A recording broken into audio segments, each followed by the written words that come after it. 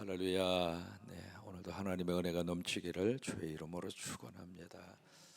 열왕기 상하 이렇게 하면 이미지 속에 열왕이라고 하는 말이 들어가서 그 주인공이 왕일 것이다 이렇게 생각합니다. 또 하나는 이제 열왕기 상, 열왕기 하, 그러니까 왕 10명을 취급하고 있는 성경이겠구나. 이제 그렇게 우리가 상상합니다만은 사실은 두 가지 모두가 다 맞지 않습니다.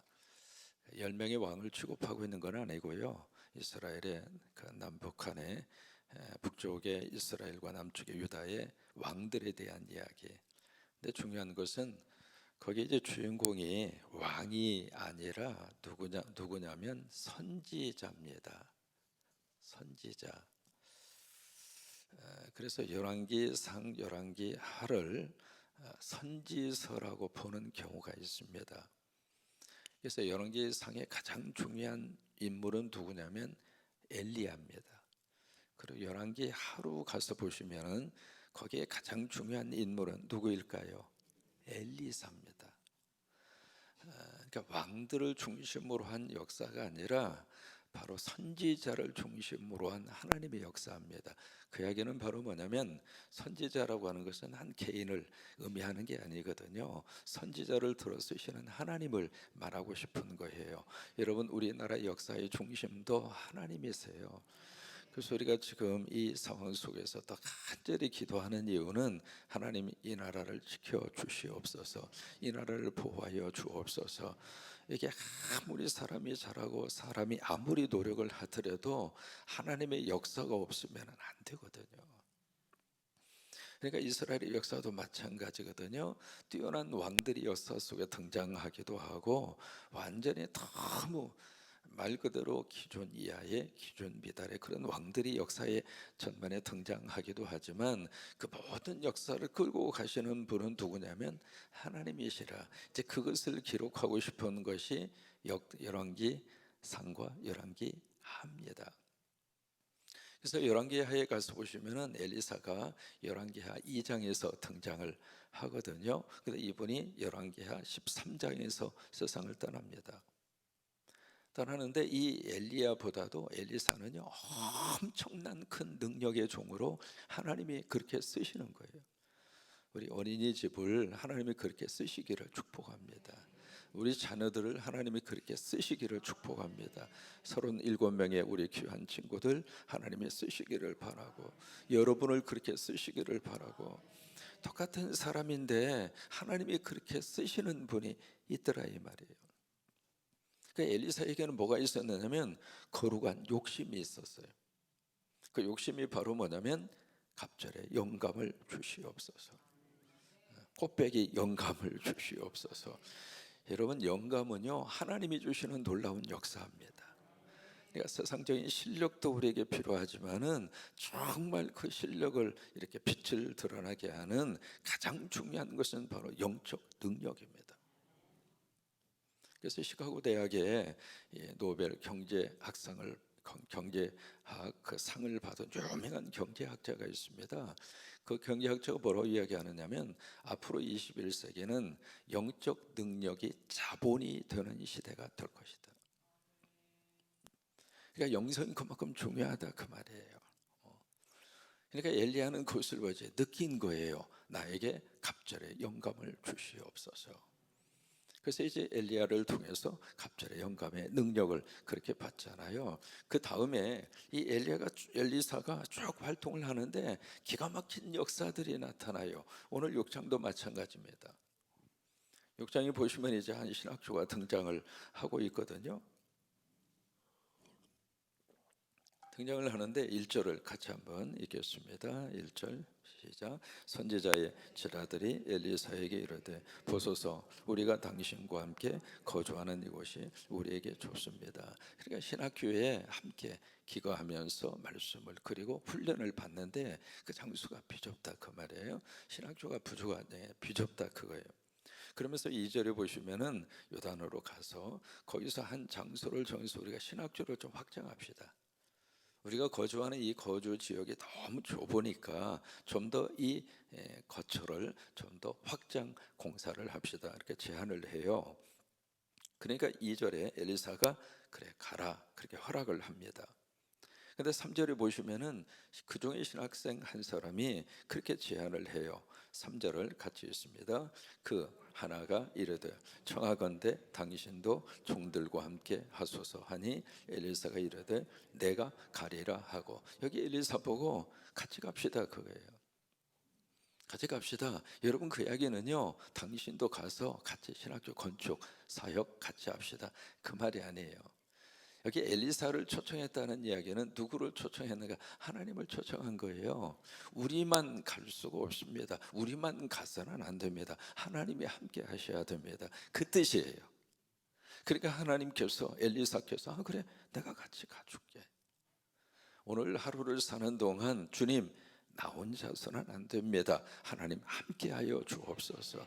어린 생명들을 우리 어린이집에서 양육하실 때 우리 교사만 가지고는 안 됩니다. 하나님 함께하여 주옵소서. 하나님이 같이 가 주시옵소서. 그 요청 앞에 하나님이 그래 내가 함께 가리라. 하나님이 함께하는 곳에 놀라운 역사와 능력이 임하게 되어져 있습니다. 하나님이 함께하시면 하나님의 능력이 나타납니다. 신학생끼리만 가서 우리가 이곳을 확장하고 우리가 공사를 하고 아니라는 거예요.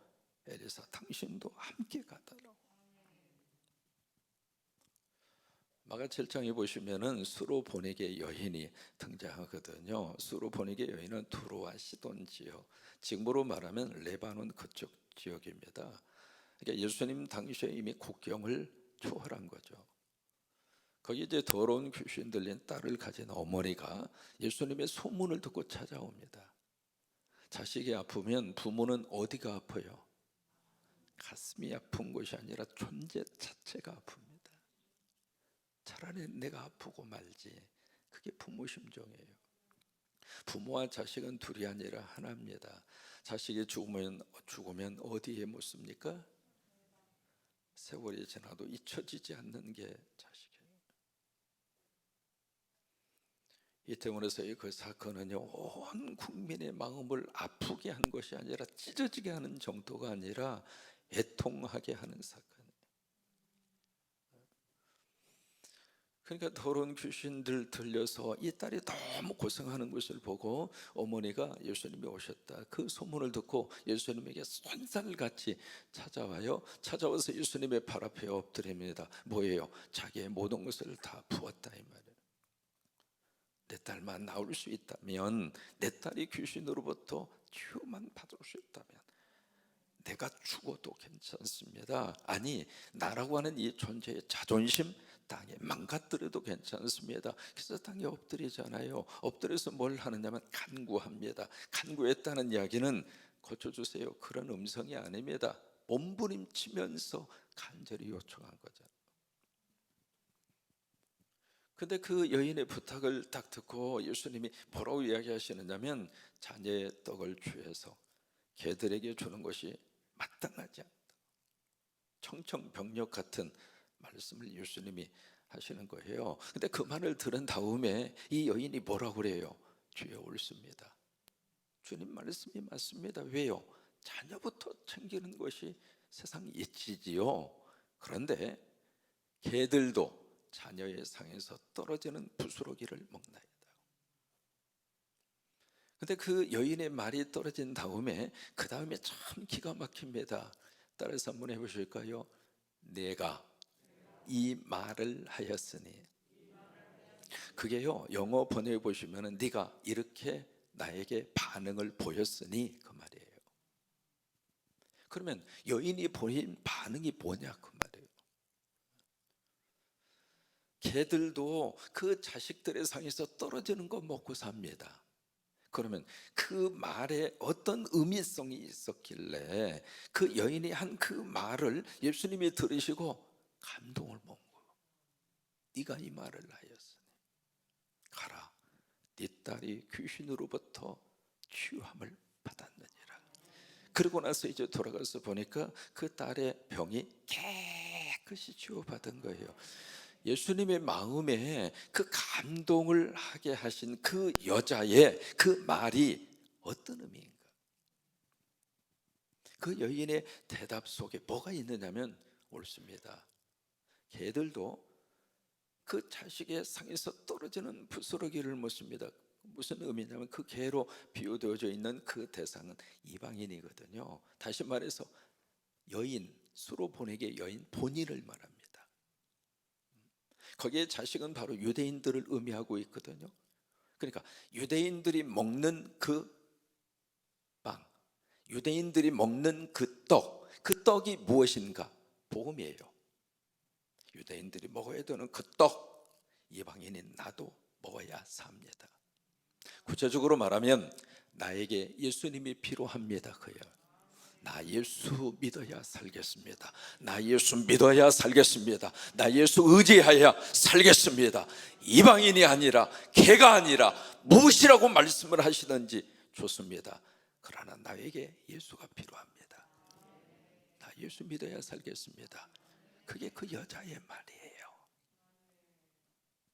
그 말이 예수님의 감동을 먹은 거예요. 오늘 저나 여러분이나 예수님이 필요합니다. 예수를 먹어야 삽니다. 오늘 여기 신학생들의 태도가 바로 그겁니다. 우리만 가서는 안 됩니다. 같이 가주시옵소서. 같이 가주시옵소서. 기꺼이 엘리사가 그래, 내가 같이 가겠다. 여러분 오늘도 마찬가지입니다. 성령님이 우리와 함께 하십니다. 아니 동해상으로 그렇게 많은 포를 쏠 수가 있습니까? 이게 지금 정전 휴전 이후에 울릉도 지역은 완전히 초피상이 걸렸다고 하는 소식을 듣잖아요. 이거 사람이 하루하루 지금 무슨 일이 어떻게 벌어질지 몰라서 사람이 불안해서 어떻게 삽니까? 나라 안에서는 그냥 그런 참사가 벌어지고 서로 그냥 몰랐다 알았다 막 그러고 있고, 그래서 하나님 앞에 더 간절히 기도하는 거예요. 하나님, 이 나라에 주님이 필요합니다. 이 나라에 성령의 역사가 필요합니다. 함께하여 주시옵소서. 여러분 지금 우리가 다른 거 가지고 고민하고 걱정할 그런 분위기가 아닙니다. 오죽하면 러시아에 있는 장관까지 한반도의 이 사태를 더 이상 키우지 말라고 그런 말을 하고 있겠습니까? 주님이 이 나라를 도와주시옵소서. 이 나라를 보호하여 주시옵소서. 그러니까 여기 선지자가 같이 가셔야 합니다. 같이 가주셔야 합니다. 그래, 내가 같이 가줄게. 오늘도 주님과 함께 주님이 우리를 보호하시고, 그래서 이제 요단을 가서 같이 이렇게 쭉 일을 하다가 이제 한 가지 사건이 벌어지게 되잖아요. 5절입니다. 같이 한번 읽습니다.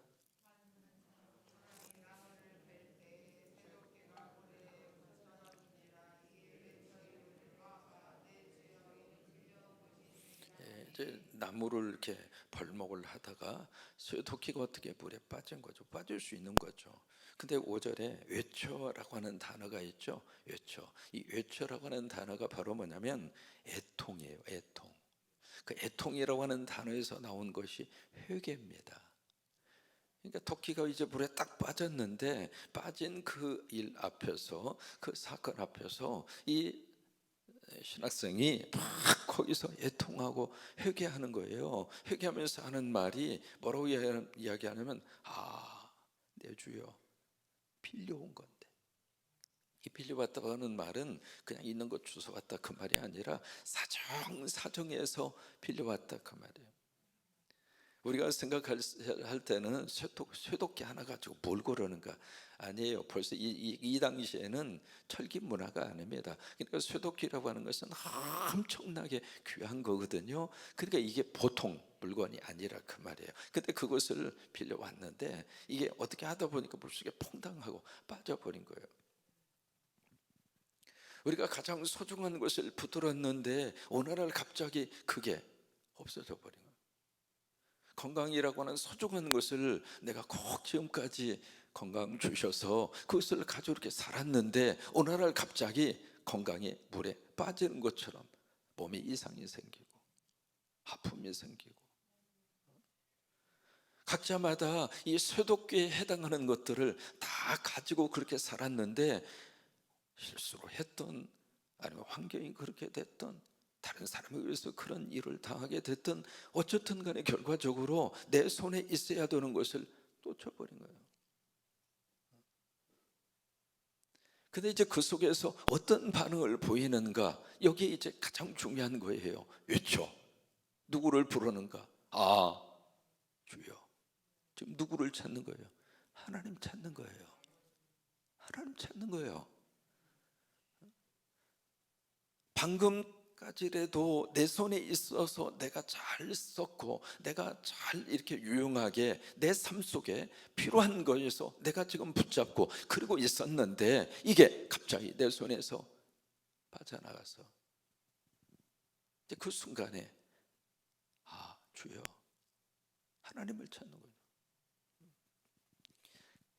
그 다음에 신기한 일이 벌어집니다. 6절에 보시면은요, 참 너무너무 신기한 일이 6절에서 일어나게 되죠. 같이 읽습니다.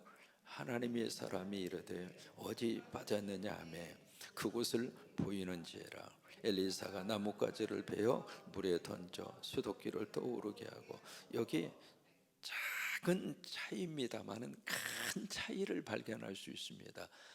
엘리사라고 하는 사람이 1절, 2절, 3절, 4절, 5절에 쭉 기록이 될 때 엘리사 이름만 나와요.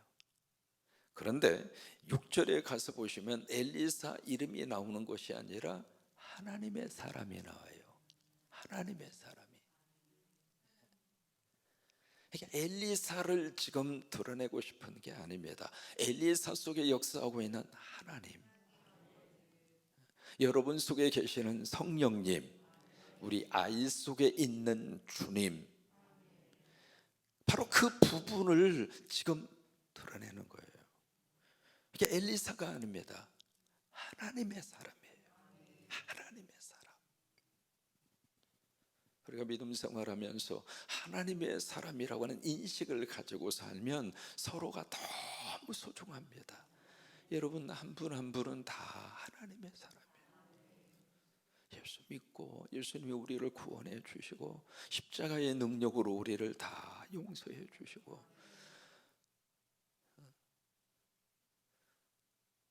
이제 그 속에서 우리 이 새벽에, 아니 그리고 우리 성광에서 같이 이렇게 만나는 이 귀한 우리 어린이집의 그 아이들 한 달에 한 번 안수기도 하거든요. 와서 무릎 꿇고 이렇게 탁 꿇고 두 손 모으고 있으면은요, 와, 세상에 그런 표현 쓰잖아요. 눈에 넣어도 아프지 않다. 제 눈이 얼마나 커서 넣어도 아프지 않겠어요. 근데 그 마음이 들 정도로 그래요. 근데 참 신기해요. 이게 한 달 한 달 가면서 보면 아이들이 부쩍부쩍 커 있어요. 처음에는 그냥 머리에 손 대려고 그러면 내가 무슨 뭐 군밤을 주나, 내가 이렇게 무섭게 생겼어요. 막 그냥 울면서 그냥 막, 그러면 선생님들이 억지로 잡아다가 왜 머리에 손이라도 얹어야 되니까, 이제 그런 모습으로 있었던 이 아이들이 시간이 지나면서 의젓해지고 이제는 본인 스스로 와서 무릎 탁 꿇고 두 손 모으고 있고, 그런 모습 보면은 얼마나 소중한지 몰라요. 하나님의 사람이에요. 고백하십니다. 나는 하나님의 사람이다. 세상 것 때문에 속상하시고, 세상 것 때문에 마음 아프시고, 세상 것 때문에 불안하시고, 세상 것 때문에 어려움이 있으셨다면 저나 여러분이나 어깨 펴고 사세요. 우리는 하나님의 사람이에요. 그래서 엘리사라고 부르지를 않고 하나님의 사람, 그렇게 이제 딱 이야기합니다. 그 하나님의 사람이 물어요. 어디 빠졌느냐? 그러니까 여기에 빠졌습니다. 그러니까 그 다음에 누가? 엘리사가, 이제 엘리사가 등장합니다. 왜요? 엘리사가 해야 할 일이 있으니까, 우리가 해야 할 일이 있으니까, 우리가 하나님 앞에서 해야 할, 그리고 뿌려야 될 씨앗이 있으니까 새벽에 나와서 해야 할 일이 있고, 우리가 시간을 들여서, 몸을 들여서, 마음을 들여서 내가 해야 할 일이 있으니까 엘리사가 등장하는 거예요. 그래서 엘리사가 그 다음에 뭘 하는가? 나뭇가지를 팹니다. 그리고 물에다가 던집니다. 그러니까 쇠도끼가 올라온 거예요. 신기한 일이죠. 자연의 질서와 자연의 현상을 역행시키는 일, 기적입니다.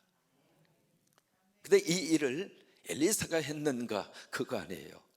엘리사는 도구일 뿐이에요. 하나님이 여러분들을 도구로 쓰십니다. 기도하게 하는 도구로 쓰셔서 하나님의 일을 하게 하십니다. 그래서 쇠도끼가 떠오른 거예요. 하나님이 하고자 하시면 뭐든지 할 수 있습니다. 나는 못해도 하나님은 하십니다. 이게 믿음입니다. 같이 고백하십니다. 나는 못해도 하나님은 하십니다. 그게 믿음이에요. 내가 못하니까 하나님도 못한다. 그건 인본주의라고 그런 거예요. 신본주의의 가장 중요한 사상과 출발은 내가 아닙니다. 나는 못해도 하나님은 하십니다. 그것이 믿음의 시작이고 믿음의 출발입니다. 소독기 이렇게 올라오니까 가서 잡으라니까 잡는 거야 쉽잖아요. 그 일이 엘리사 사역하는 현장에서 일어나게 된 거예요. 이게 출애굽기 15장에 가서 보시면은요, 우리가 마라의 사건 우리가 기억하잖아요. 가서 이제 너무 목이 말라서 우물을 찾아서 물을 찾아서 딱 마셔보니까 너무 쓴 거예요. 그래서 거기서 위마디 소리로 했던 말이 마라, 쓰다, 그 말이에요.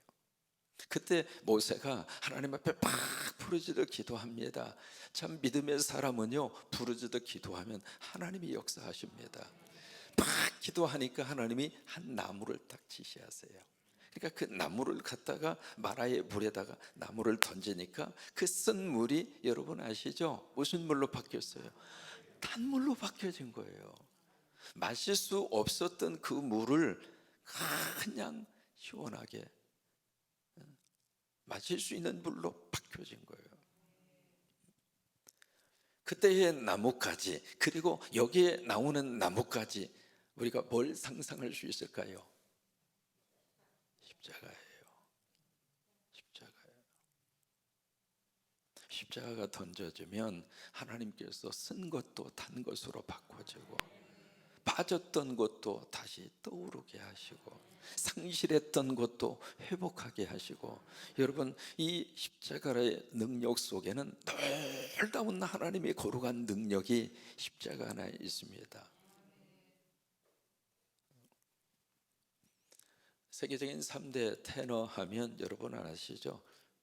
파바로치, 그 다음에 도밍고, 호세 카레라스. 그 세 사람을 가리켜서 세계적인 3 테너라고 그렇게 이야기합니다. 도밍고라고 하는 사람, 파바로치, 여러분 기억하시죠? 몸이 뚱뚱한 사람, 파바로치. 도밍고라고 하는 사람은 키가 그냥 얼마나 큰지 모릅니다. 얼굴이 무슨 조각상처럼 얼굴이 그렇게 생겼어요. 그런데 호세 카레라스라고 하는 이 테너는 왜소합니다. 키도 작고요. 그래서 세 명이 이렇게 서 있으면은요, 호세 카레라스 이 테너는요 조금 이렇게 보기에 좀 그런 느낌이 드는 분이 호세 카레라스라고 하는 테너인데, 이분이 한창 전 세계적으로 이 둘이 테너가 막 순위 공연을 하면서 최고의 인기를 올라가는 41살 때 백혈병에 걸려요. 백혈병에 걸려서 모든 게 다 한순간 다 끝난 거예요. 말 그대로 마라를 만난 거예요. 소독기가 물에 빠져버린 거예요. 한창 잘 나가고 있을 때. 근데 그 속에서 호세 카레라스 이분이 믿음을 회복해요. 그리고 거기서 나뭇가지를 붙잡아요. 다시 말해서 십자가를 붙잡은 거예요. 그러면서 투병 생활을 해요. 여러분 그 당시만 하더라도 백혈병 치유가 쉽지가 않았거든요. 그러니까 막 여러 가지 몸에 신체적인 그런 현상들이 막 나타나는데 그 속에서도 호세 가레라스가 끝까지 나무를 붙잡아요. 여러분 끝까지 십자가 붙으세요. 신앙생활 하시다가 넘어질 수도 있고 여러 가지 많은 일들이 있어요. 그래도 넘어진 그곳에서도 십자가 붙잡고 나뭇가지 붙잡으시고, 그래서 이 호세 가레라스 끝까지 십자가 그 나뭇가지를 붙들었는데 하나님의 은혜로 백혈병으로부터 치유함을 받았어요. 그 다음에 이분이 뭘 했느냐면 세계 곳곳에 다니면서, 여러분 그분은요 한국도 몇 번 왔습니다. 여기 와서도 이제 공연을 하고 그랬거든요. 근데 그분이 백혈병으로 또 치유를 받고 처음 무대에 섰을 때 그 이야기를 합니다. 나는 지금까지 노래를 위해서 노래를 불렀습니다. 이제부터 하나님을 위하여 무대에 서겠습니다. 그래서 거기서 나오는 공연 그 수익금을 백혈병 치유를 위한 재단을 만들고 그랬어요.